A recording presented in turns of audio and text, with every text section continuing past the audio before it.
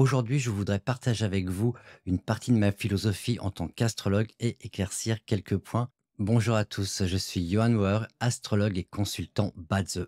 L'astrologie Badze, également connue sous le nom des quatre piliers du destin, est une forme d'astrologie chinoise qui analyse le thème natal d'une personne en fonction de sa date de naissance et de son heure de naissance. À partir de ces informations, un astrologue Badze peut dresser un thème qui révèle le caractère, le destin et les potentiels de l'individu.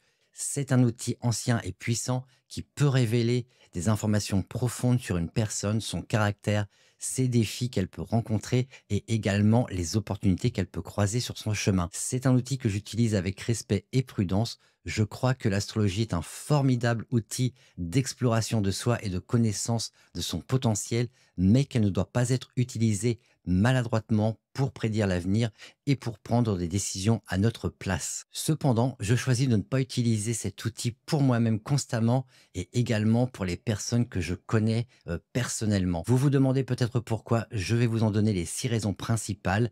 La dernière pourrait bien vous surprendre, donc restez jusqu'à la fin. La première raison que j'ai envie d'évoquer, c'est le conflit d'intérêts. En tant qu'astrologue Badze, il est important de maintenir une séparation entre les relations personnelles et professionnelles.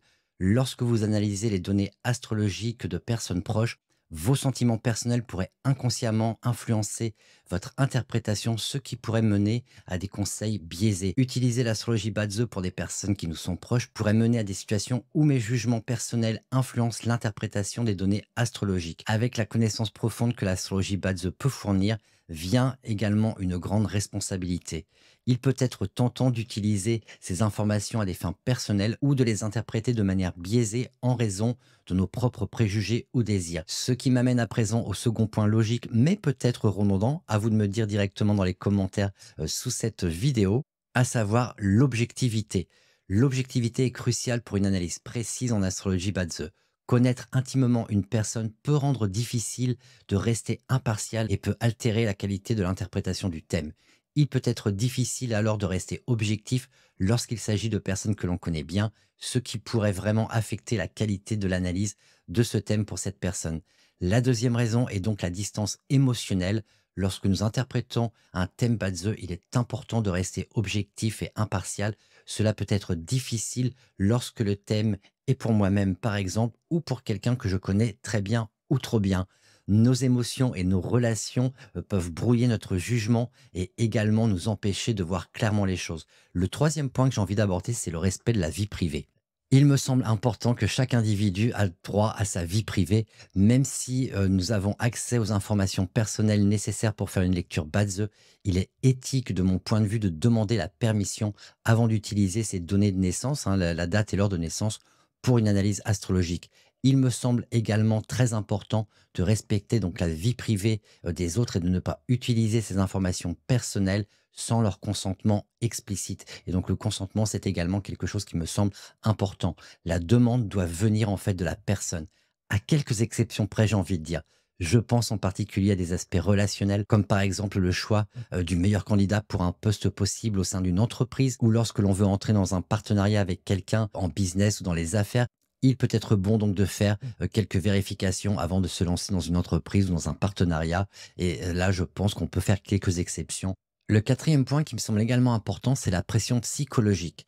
Connaître à l'avance les défis potentiels ou les périodes difficiles peut créer une pression inutile sur moi-même ou sur les personnes qui sont proches, qui sont concernées par ce que je peux dire. La connaissance de prédictions négatives peut causer du stress et de l'anxiété. En tant qu'astrologue, il est de ma responsabilité de protéger mes clients, amis ou familles de l'inquiétude que pourraient éventuellement provoquer certaines prédictions. Je crois fermement que chaque individu a son propre chemin à parcourir. L'astrologie Badze peut offrir des orientations, elle peut donner des aperçus, mais elle ne devrait pas être utilisée pour contrôler ou prédire la vie de quelqu'un. Chacun de nous a le libre arbitre et la capacité de faire ses propres choix. L'astrologie Badze est un outil pour nous aider à mieux nous comprendre et le monde qui nous entoure, mais elle ne doit en aucun cas remplacer notre propre jugement ou expérience. En effet, notre destin n'est pas gravé dans la pierre. Nous avons tous le pouvoir de choisir notre chemin de vie et de créer notre propre réalité. L'astrologie Badzo peut nous donner des indications précieuses sur nos forces et également sur nos faiblesses, mais elle ne doit pas nous limiter ou nous empêcher de réaliser nos rêves. Comme le disait un contemporain, le futur n'appartient pas à ceux qui attendent, il appartient à ceux qui le font. Je crois en fait très sincèrement que nous sommes tous les acteurs de notre propre vie et que nous avons également le pouvoir de changer notre destin. L'astrologie Badzo peut nous aider à mieux nous connaître et à prendre des décisions éclairées, mais elle ne doit jamais remplacer notre libre arbitre. De cela va également découler le cinquième point, à savoir une responsabilité éthique. Il y a une responsabilité morale à ne pas influencer la vie des gens avec des prédictions. Les astrologues doivent utiliser leur savoir avec sagesse et ne pas induire les personnes qui viennent les consulter en erreur. Il y a une responsabilité éthique à ne pas influencer indûment la vie des gens avec des prédictions qui pourraient les amener à prendre des décisions basées sur ces informations. Ces raisons peuvent bien évidemment varier d'une personne à l'autre et il est important de se rappeler que l'utilisation de l'astrologie, comme toute forme de conseil, doit être faite avec prudence et discernement.